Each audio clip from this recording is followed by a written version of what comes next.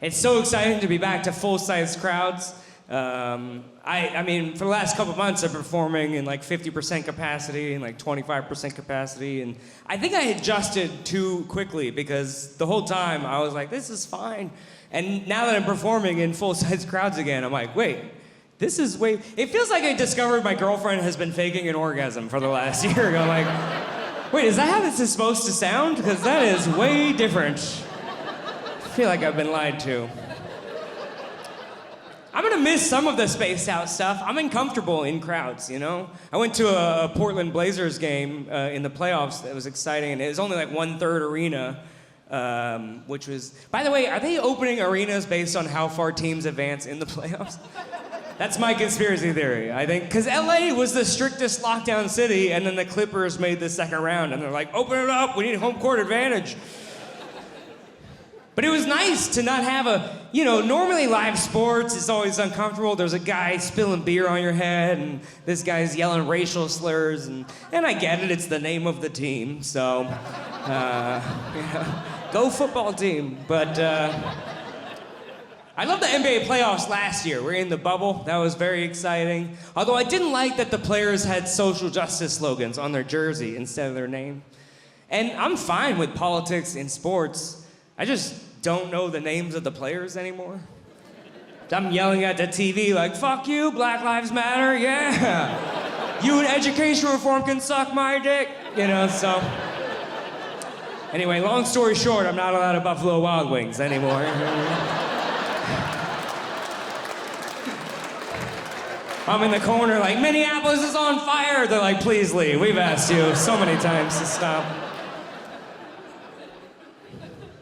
I'm glad things are opening up, but I feel like they're opening schools too soon. That one worries me. Kids are giant balls of disease in the first place. There's no way this ends well. That's probably why COVID doesn't affect them, right? Coronavirus enters a kid's body, all the other diseases are like, seats taken. Kids are giant bats. They hang upside down, they poop on everything. They use high-pitched screeches to move around, but I do think schools are doing a good job. They're trying, you know, I think they're very prepared for COVID. At least if a kid gets sick and dies, they already have plenty of chalk to outline the body, so that's fine. All right, well, you're not gonna like the next couple jokes, so. I'm glad they ended the mask mandate for vaccinated people or liars. That's good. And look, don't get me wrong, I wear the mask whenever I have to. I'm a good person, but sometimes I forget because I just don't leave the house anymore. The other day, I walked into a Whole Foods without my mask. Holy shit. That was a near-death experience for me. I'm just minding my own business. People are following me around the store, filming me. There's a Karen in the corner going, call the police, he's gonna murder everybody. And I was like, shit. I think I accidentally discovered what it's like to be black in a Target, you know? So, it's a tough joke to pull off in a town without black people, I get it. You're right, let's move on to less controversial topics. Confederate statues, okay? So here's the thing. Wait, where's everybody going? Look, I see both sides of the issue, if I'm being honest. Because on the one hand, the Confederacy lasted 4 years. That's not really heritage. It's more like a phase you went through in high school.